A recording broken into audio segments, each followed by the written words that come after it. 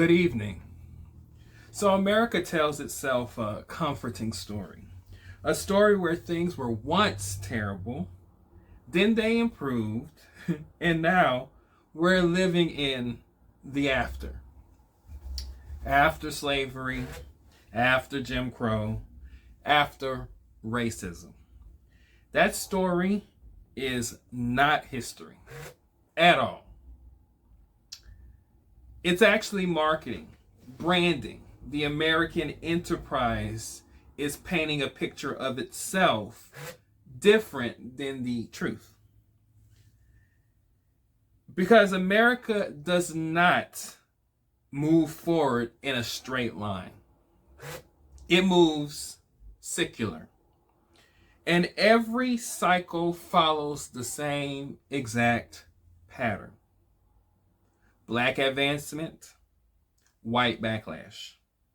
Legal justification, collective forgetting. When black people gain political power, economic leverage, or even federal protections, the system does not always play fair. And it doesn't collapse from black advancement. It just simply adjusts. Slavery ends, Reconstruction begins, black men can vote, black officials govern. Then federal protection at some point is withdrawn. And terror shortly thereafter or during black leadership follows. Lynching didn't happen because America faded.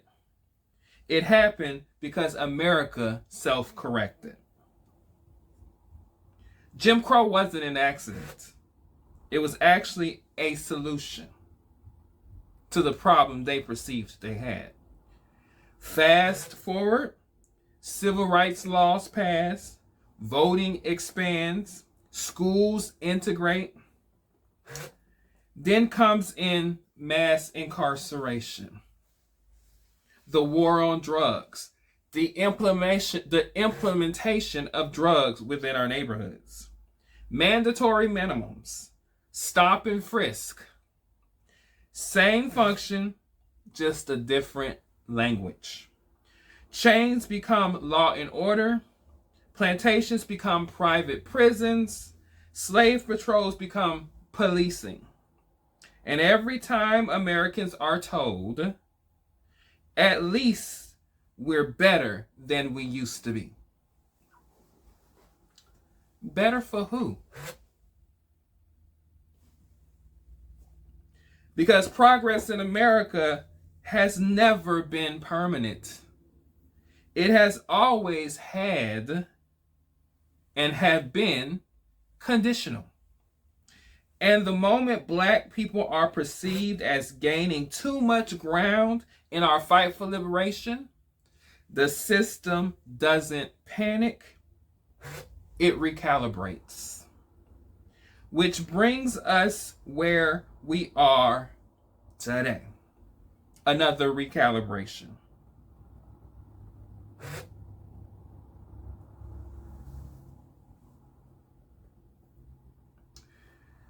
So, how do we adjust? That's the question that I am asking black people. Are we going to stay in this cycle, this merry-go-round, or as I believe, it's kind of time for us to fucking get off of it and do our own shit. But hey, I'm just one man with an opinion. It's time for Black News Now. Tonight's Black News Now story or stories show us what recalibration means in real time. Well, we knew this was going to happen. Even though most black people voted for VP Harris, most of us already were aware that should Donald Trump be reelected, the bullshit would ensue. And guess what ensued? The bullshit.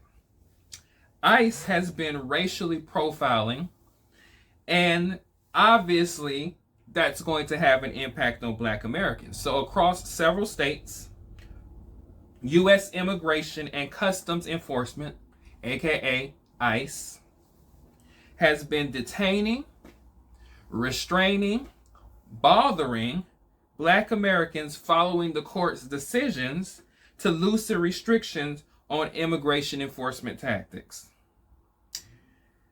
In plain language, ICE has expanded legal cover to stop and detain people, anyone, but in particularly Black and brown people, based on suspicion, appearance, and location. And they're doing it.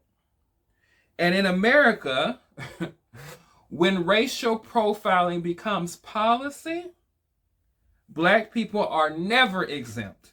And there was a whole conversation on that's not our business. We minding our business. We stepping back. But now they bothering us. And we knew they were going to be bothering us. Black American citizens have been stopped, questioned, and even detained during immigration sweeps simply because we fit a profile. We were leaving South Minneapolis from our son's basketball game at Anderson Middle School. As the night unfolded, we started to see, lights and stuff. One North Minneapolis family trying to make their way home. Like, even trying to leave, I couldn't go backwards, forward. It was like I was just stuck. Destiny and Sean Jackson, along with their 6 kids, had just left a nearby grocery store after the game when they turned onto Lyndale. Sean says they tried to take a side street after they saw the crowds. There's nothing we can do if it's blocked off. Sean and Destiny say they were stuck between crowds of protesters and law enforcement. When law enforcement tried to disperse the crowd, all we heard was boom, and every airbag deployed. They say a flashbang went off near their car as tear gas enveloped them. And I was screaming to my oldest son, Sean, I'm like, get out, get out. Like, I can't, Mom, and I can't breathe. Destiny says bystanders pulled her into a home to check on her as she screamed that her 6-month-old child was still in the car. He was just like lifeless, like he had like foam like around his mouth, and he had tears coming out his eyes. I was giving him mouth to mouth, and I remember stopping and I said, I will give you all my breath till you get yours back, because nobody wants to see their kids like that. The family was taken. This is not an unintended consequence. We knew this was coming. This is what happens when the courts remove guardrails from federal power and from state power. History tells us something quite consistent, y'all. And I'm a historian, I know. When the state is given more power, or the feds are given more power, more enforcement, it always expands downward. And it always affects Black people. It expands downward towards Black communities, towards poor communities, and towards people who are assumed guilty by default. This is not just an immigration story, brothers and sisters, mothers and fathers, aunties and uncles, nieces and nephews, sons and daughters. This is a warning. Because once the government legalizes profiling, it never stays limited to immigrants.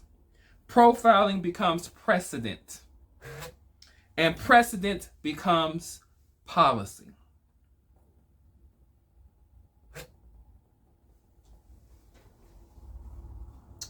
In other news, and it depends on your perspective of this news, the Black Panthers have resurfaced. And there's a debate within the Black community whether or not this is something we should be doing. In response to the ICE actions, detaining Black people, unlawfully detaining immigrants and undocumented people who are actually citizens, some of them, as well as killing people. We've seen examples of that. The new Black Panther Party has taken to the streets in several cities around the country, declaring that they are there to defend immigrants and other communities against ICE enforcement. Their actions have actually sparked much debate all across social media and within, at the kitchen table and at the houses on the sofa with your family and friends, all over the Black community. Some see their presence as necessary. They argue, those on that side argue that community self-defense has always been part of the Black community and part of Black survival. Always. And the Black Panthers, even in Huey P. Newton's day in 1967 when they were founded in Oakland, they weren't just about protecting Black people. They were about protecting impoverished neighborhoods and all marginalized people. Huey P. Newton was a Pan-Africanist. He was an anti-imperialist. And so he believed that all marginalized people, especially Black people, had to stand up against white supremacy, colonialism, imperialism. And so they've always been a part of Black survival, that when the state uses force without accountability, communities must protect themselves. Others are deeply concerned by this. I want to play a clip of one of the leaders of the Philadelphia Black Panther Party. Yeah, and just open-ended, any comments you want to give to like my generation, the younger generation, or just any generation. Legally arm yourselves and unify, or else you will die. And I mean that in the literal sense. You see on the news all the time, Renee, everybody say her name, Renee. Right? She just got shot in the face by ICE, right? This is a real thing, and they're not gonna stop. And the more they hurt people and get away with it, the more they're gonna get that momentum to keep going. So everybody needs to unify and come together. So those who are concerned, they worry that armed street presence against federal agents, and I want to be clear, Black armed street presence against federal agents is actually going to escalate violence and hostility and justify harsher crackdowns and ultimately put Black lives at a greater risk. This debate is not new, y'all. In fact, if you go back to when the Panthers were founded, there were people saying the exact same thing about the original Black Panther Party. That they're violent, that they present a problem, and they're going to make it dangerous for all Black people. It is the same question Black people have faced for generations. Do we rely on the law, even when the law is weaponized against us and others?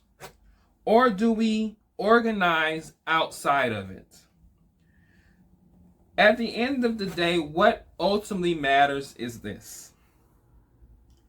These two stories, whether it's the story of ICE detaining, restraining, bothering Black people, or the new Black Panther Party standing up on behalf of immigrants and others, state power has expanded. Communities are responding. We see what's happening in Minneapolis. That tension is not chaos either way. It is life under a system that calls itself democratic while ruling through coercion. And guess what? It is the story of America. The hypocrisy of calling this a democracy, the hypocrisy of saying all men are created equal, while at the same time you're treating some people as though they don't belong here, and others who have a historical 400 plus year history here, like we don't serve a purpose or have a stake or present a problem in this nation. Keep an eye on it, because it's sure to get more attention, and it's also sure to create something. Let's switch news, and let's talk about a segment that I want to call Black in the Day. And it kind of ties in with what we're talking about here. To understand why this moment feels familiar, it's because it actually is pretty damn familiar. And as a historian, I can tell you why it's familiar. After the Civil War, Black Americans entered politics. More Black people served during the Reconstruction era than any other time in United States history, even still to this day. And it was in unprecedented numbers, y'all. They voted, they governed, they organized. Then, all of a sudden, comes the Compromise of 1877. One of the conversations a lot of people have as it relates to politics is that Democrats and Republicans are either the same, or that the Democrats are the same Democrats of the 19th century. And that's just historically, factually, fundamentally false. Usually people who say that don't know a goddamn thing about history. However, one of the things I tend to say is that both sides, or should I say neither side, is pro-Black. And so both sides historically have done things that have had direct harm to the Black community. Democrats less so in modern times, but definitely in the past they were pretty bad. And Republicans seem to have taken that mantle in modern times when they were a lot better in the past. But one of the things that get misinterpreted is they'll say things like the Democrats were against emancipation and Black people being free.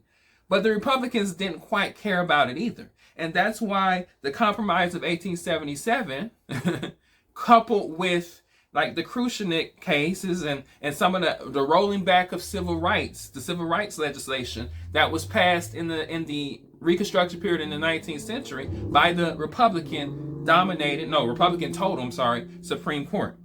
The Compromise of 1877 is yet another example of neither side having Black interest at heart. And so federal troops were actually withdrawn from the South due to this compromise in order to get the president. It was a contested presidential election of 1876, and Rutherford B. Hayes wanted the presidency, a Republican. Well, what happened was he wound up getting it, and allowing him to become president, they decided to compromise and remove federal troops from the South who were protecting Black people during the Reconstruction era. And so that effectively in 1877 ended Reconstruction, an 11-year task at trying to reorganize the country, but part of that reorganization also came to try to help Black people progress. So with that compromise, Reconstruction ended, and white terror emerged. It was already there. It actually surged. Lynching was not random violence. It was policy by fear.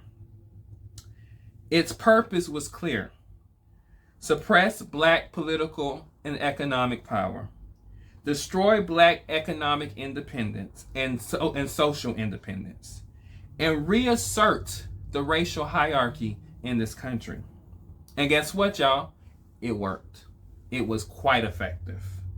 Not because Black people lacked courage, but because the federal government chose to withdraw from the situation instead of to move and protect Black people. And there were laws that were restricting Black people from having guns, even though the Second Amendment allows for even Black citizens to have guns. They were passing state laws that were intercepting that. And the lesson of this compromise still applies today. Rights without enforcement are temporary. Progress without protection is reversible. And America has reversed course many times before, and we are in another one of those time periods today.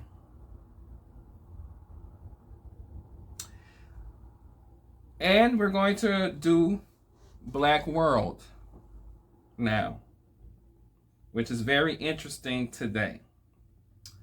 In Belgium this week, a court has reopened the investigation into the murder of Patrice Lumumba, the first democratically elected prime minister of Congo. He was murdered. Lumumba was assassinated in 1961 after leading his country to independence from Belgium, which is interesting. Belgium is investigating it now. For decades, his death was treated as history. Tragic, but we were done with it. It was settled. Now, more than 60 years later, Belgian courts are reopening this case, revisiting the evidence of state involvement, and acknowledging what the global South have long known. That Lumumba, I can't say it right now, Lumumba was murdered. And it was not chaos. It was planned. It was intervention. Western governments fear black self-determination more than instability. So they removed a leader who refused to be controlled. This matters because not only are we seeing African leaders like Traoré and others rise to the occasion and rise to the moment to move their people to independence, but this matters also because it exposes another myth, that colonial violence belongs in the past. It still happens. In reality, accountability has simply just been delayed. And delayed justice is still justice denied. So let's wrap this up. Here's the truth. The most dangerous myth to America and the West is that progress is inevitable. It isn't. Every gain black people have made has been contested. Every right has required defense.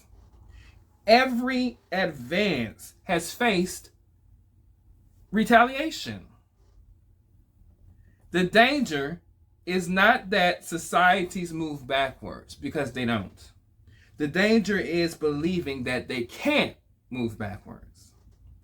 Because history shows us something consistent, y'all. When black people get closer to equality, the system doesn't panic, it recalibrates. And the only thing that has ever interrupted that cycle is memory, remembering, speaking about it, teaching our kids to know it and to live it. Knowing the pattern, naming the pattern, and refusing the lie that progress is inevitable. And this has been my Black Truth. But before I leave, I want to petition my watchers, my viewers. Y'all are family. And if you enjoy this content, your support matters. I do everything. And I'm new to this, by the way, as far as the production and the editing. This is all new to me. I usually do straight-formed TikToks and YouTubes and Instagrams. So the editing for the show content is something I'm learning, and it's new and it's hard. and I'm being honest. And I'm also just a regular person. I have businesses, but I'm not a wealthy man. I am learning and earning and growing, and all this is new to me. But I do know that several of you enjoyed the content. I see your comments, and some of them I respond to. And there's more love than anything else, and I appreciate each and every one of you. But if you want to see this content level up, a small donation would help me to be able to purchase, a better camera. This is a phone, but I would love to get a higher quality camera. And I would also love to be able to get someone who is a professional to produce these videos so that I can focus on the content and make this, the work that I type up more rich and more meaningful, and that my focus can be on content as opposed to all of the, what I would call back-end stuff. So should you want this content to level up, and you enjoy seeing it, and you want to see this page go from where we are now, I think we're like over 5,000 to 5 million, then just down in the description is my Cash App. It will be used for this very purpose.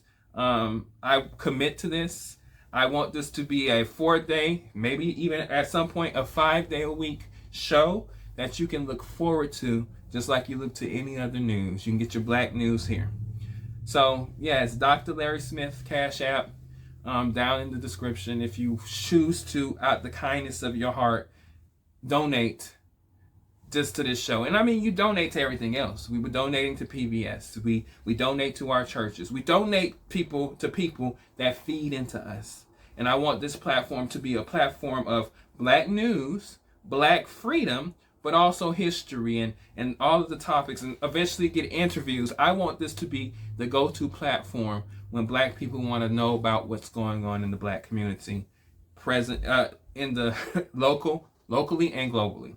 So should you feel motivated to help us move forward and consistently, if you want to, it's up to you. Should you choose to or should you not choose to?